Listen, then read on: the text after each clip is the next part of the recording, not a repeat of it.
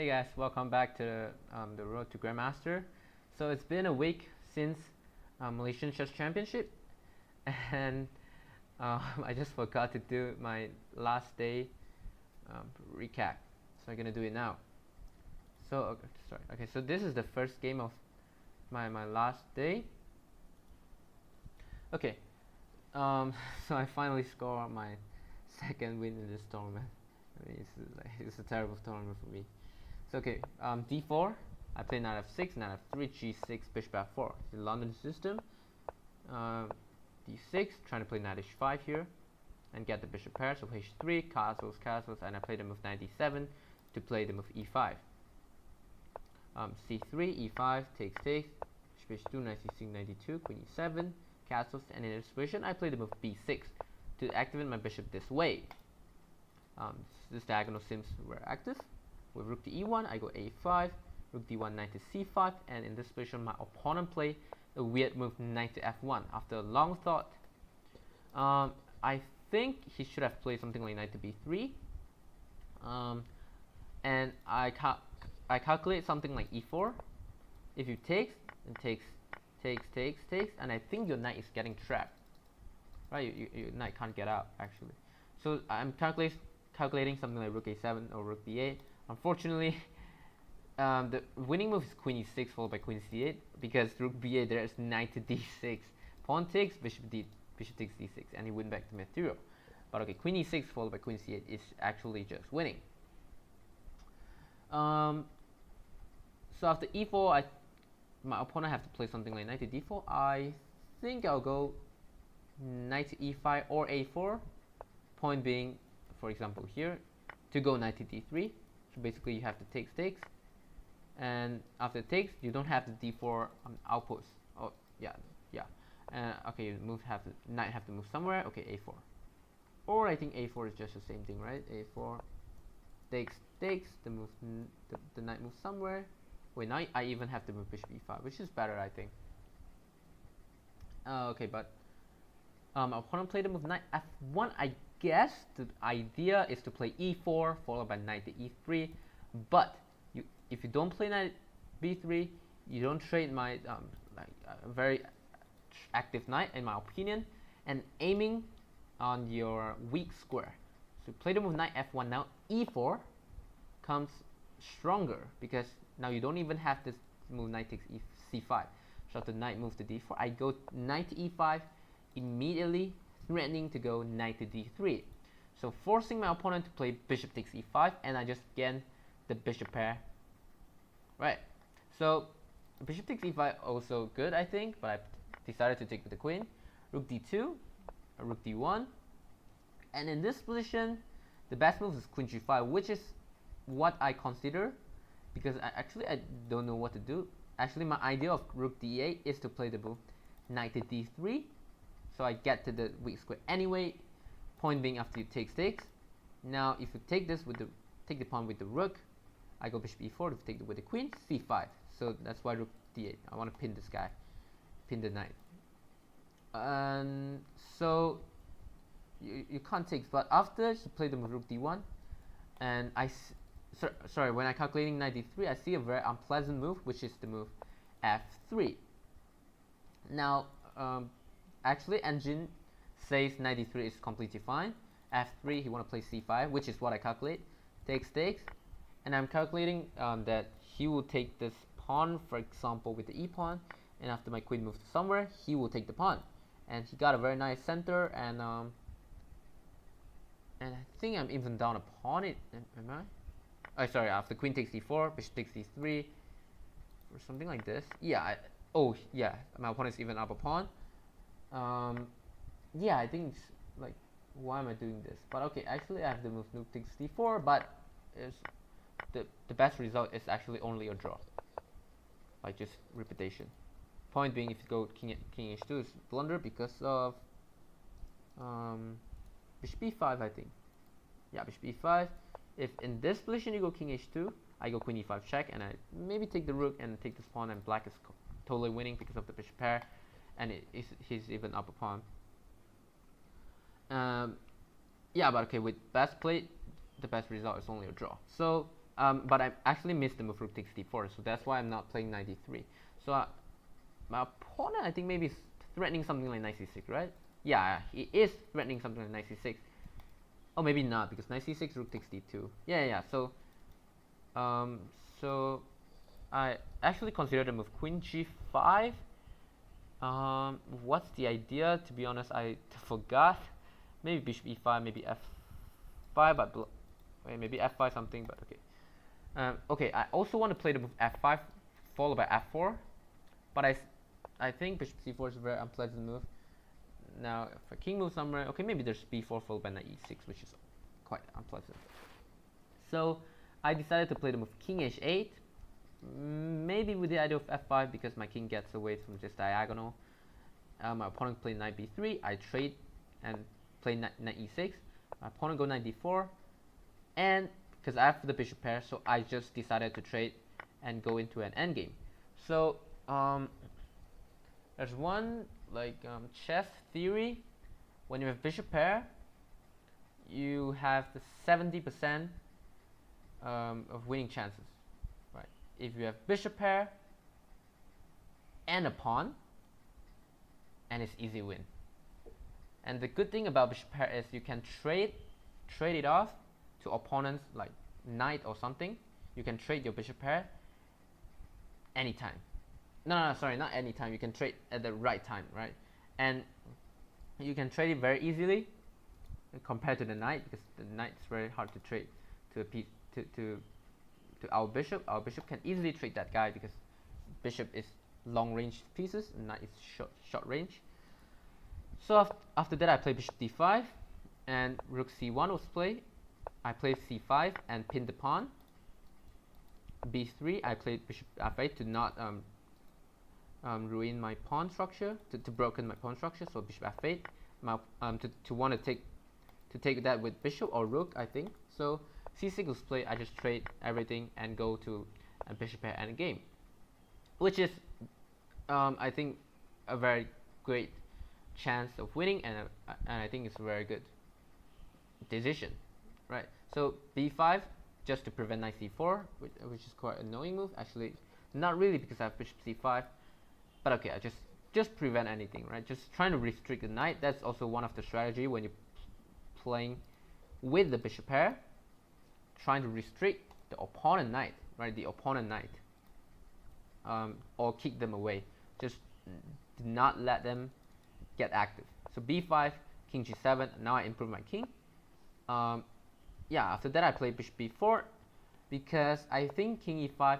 I am a bit worried about something like a4. After b takes a4, knight to c4, and I calculate something like king f6, knight takes a5, a3, king c1 defend the passer, and something like bishop d5. And I think black should be fine. Black should be better, but I just trying to not allow anything like this, like any complicated thing like this. And also at the same time, I'm letting my opponent knights get to active, and I mean it is unclear, you know, when you see the engine. Okay, like, oh, black is winning, but if you play in the real board, this is actually quite unclear, right? Because I didn't see a way to win this. Okay, maybe it's quite easy, like, yeah, okay, but okay, why to allow this? I just played with bishop b4 to defend my pawn on a5. a4 is a free pawn now. So knight to b1 with the idea of a3, and then trying to activate his knight. So I play king e5, a3, knight c5, king c2, f5, trying to go f4 because my bishop is aiming on this line, trying to undermine that pawn. Knight c3, attack my pawn. So if I take the pawn, he will take my pawn. I play b4, takes, and I take with the bishop. Potentially pinning this knight, because after the knight move, I have to move bishop e1 and trying to take all the pawn of white kingside pawn. So under a so serious time trouble, my opponent played the move f4 in time pressure, and I just take the pawn en passant. And if it takes, I'll play the move f4, and then king d4, king e3.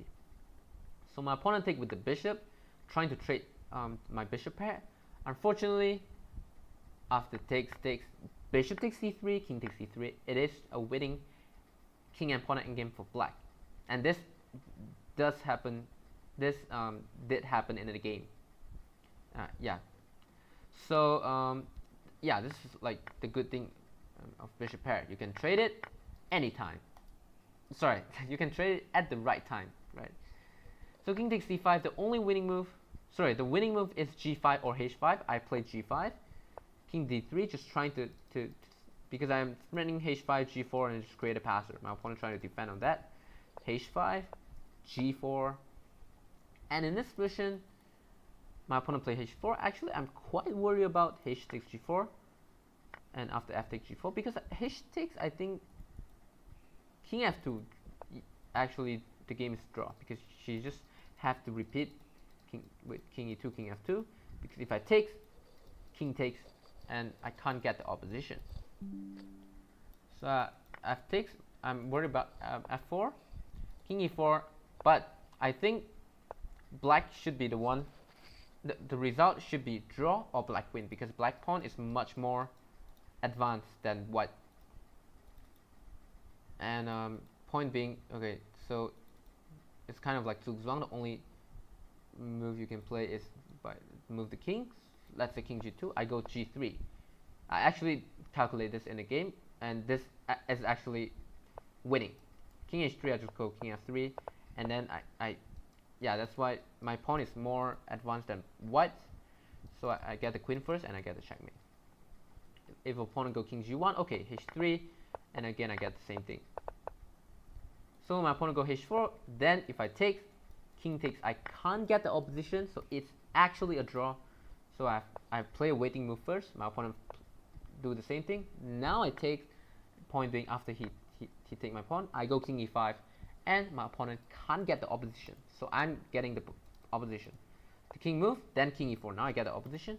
Okay, and I just simply play f4, take the pawn, and king c4. White pawn is just way too slow. Yeah, way too slow because black gets the queen first. So king e4, my opponent tried to kind of like trying to get the stalemate. Unfortunately, king h3 and then h4, I get the opposition. If my opponent move, my opponent has to move the king, and I go king g2. In the game, he played king f2. Then I just move my king, and then I just go take this pawn. In this position, my opponent resigned because I have to take this pawn. I just promote to a new queen. But there's actually a checkmate after king g3, and I stalemate my opponent king, but opponent still have a pawn. He have to move b. He have to move that pawn. That's forced. I can't take because it is stalemate, but I have push, and then it's actually a checkmate. Okay, I can either promote to a rook or a queen to checkmate. But okay, I mean, I just play a easier way, king f3, and I just take that pawn, promote to a queen. In this position, my opponent resign. So it's a very nice example of bishop pair, the advantage of bishop pair. Okay, so this is my last game. I play against a FIDE master, 1800 FIDE master. Okay, so I start with e4. I start the game with e4. d5 is Skandinavian. E takes d5, knight f6, bishop b5, bishop d7, bishop c4, b5, and my opponent played c6, a gambit. D takes c6, bishop takes c6, knight f3, e6, d4, bishop d6, castles, queen c7, rook e1. My opponent can't win a pawn like this because after king h1, I think the rook is under attack. g3 is coming to trap the bishop, so my opponent is losing a piece. So my opponent played castles. Now I play h3 to save my pawn, because I think if I move something else, like for example, knight c3 takes here, and he can just move his bishop away. Queen takes a8. There's some knight c6, and I have to give up my queen because my queen is trapped. I just don't want to allow anything like that, anything complex like that. So I play h3, queen to e2, with the idea of knight e5, maybe a5, a4, b4. So I want to the idea of a4, because I want to play c3. Actually, c3 is my first thoughts, my first instinct, but I'm quite worried about some a4, a3, to be honest. But I think the bishop is good at this diagonal. But after that, I see a4, because this is a very typical idea in Queen's Gambit, like Tara's Ration something. So you opponent after opponent played the move b4, the c4 square is weak. So I immediately played knight d2 and knight to c4, and this is a weak square, and also e5 square is a potential weak square. And without any think, I played the move knight c4 instantly, and thinking that I'm playing a blitz game, not a classical game. Because I mean it's the last game, I didn't really pay so much attention. I didn't really focus too much in the game. So I played the move knight c4 and totally missed my opponent's idea. My opponent last move idea, bishop b7, bishop a6, pinning that knight. The idea is to play knight b6 and rook c8 and win a piece. So I have to play an awkward move like this, knight d2, going back with, retreat the knight just to defend, and b3 completely trap my bishop. My opponent played the move knight d5, trying to go knight c3. I go knight e4 to defend that and attack the bishop.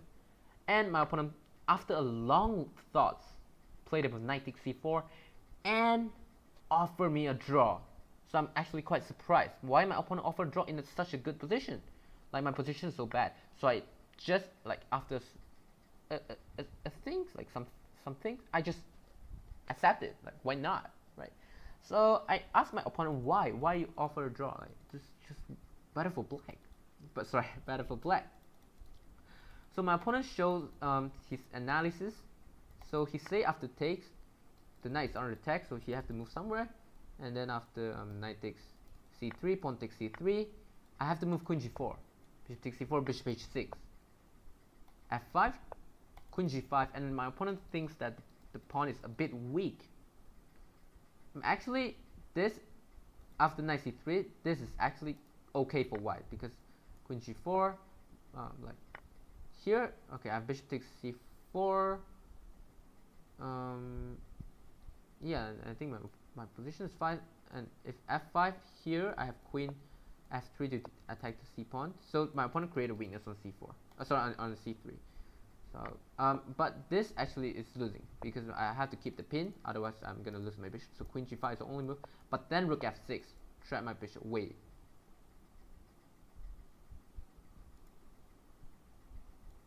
c4. Oh wow. Okay, sorry. But my opponent have bishop takes a2 first. Okay, then rook f6. Right. Then rook f6, trap my bishop. So this is actually losing. But actually after this, it's actually good for white because now bishop h6 works. Okay. So now we win an exchange, right? So probably my opponent want to say this, but he said the wrong line. Because my opponent played gambit in the opening, so actually I'm not down any pawn. But knight c3 is not the winning move. The winning move is bishop to e7. I think, yeah, because it is a pin. So after my queen moves somewhere, he wants to take this, and my c3 pawn is weak. So knight c3, not only you block your open file, and you create a weakness on c3. So you just now I don't understand why don't you move the knight somewhere, like because the engine is saying maybe it's just something like this. Is it? No, queen takes d4, like c3. Wow. Okay, then I no longer have this weak pawn on c2. Oh, okay, but yeah, the only winning move by engine is bishop e7, which is quite okay. If you think, I think you can find. I think my opponent can find this move. But okay, and black is actually better because now he takes. Oh yeah, okay. So the idea of bishop e7 is to prevent knight takes d6, and now he want to take, and I have a weak pawn on c2. Okay, makes sense. But okay, my opponent offered me a draw, and after knight takes c4, I just happily accepted. Right. So that's my Malaysian chess championship. That's all. And yeah, okay, so after this such a terrible tournament, I decided to change my title, my YouTube video title. So the title I use now is Road to Grandmaster, but I think it's like it's too far away from me, right? So I decided to just set a small plan first. So right now my rating is 1900, but after this tournament, my rating is 1800 plus, 1800 something. So I'll change my title to the video title to Road to 2000, right? And after I achieve that, okay, then I set another goal, Road to CM maybe, and then Road to FM, Road to IM, Road to GM. So yeah, I think it's better to do it little by little, because it will give more motivation to me. And it's like chess, you know, you don't have a big plan from the first move, right? E4, and you already have the plan until the end of the game. So it's kind of like chess, you know, you create a small plan, maybe 2 or 3 moves. After you have done that, okay, then you create another plan, then you do it over and over and over again. So yeah, I'll not so I'll change to Road to 2000, and after I achieve that, I mean, it is more easier to achieve like this, because it is close, kind of close to me. So after I achieve that, okay, then I set another goal, a bigger goal. So right now I just set this small goal, and after I achieve that, then I set another goal, because like Grandmaster is just too far away from me. I might take years or might not even have that title in my lifetime. So yeah, I might never get it. So like yeah, I just I think it's better to do it little by little, you know what I'm saying? So that's all for today. So thanks for watching, and I hope you enjoy it, and or yeah, and I hope you learned something. So that's all for today, and take care. Bye.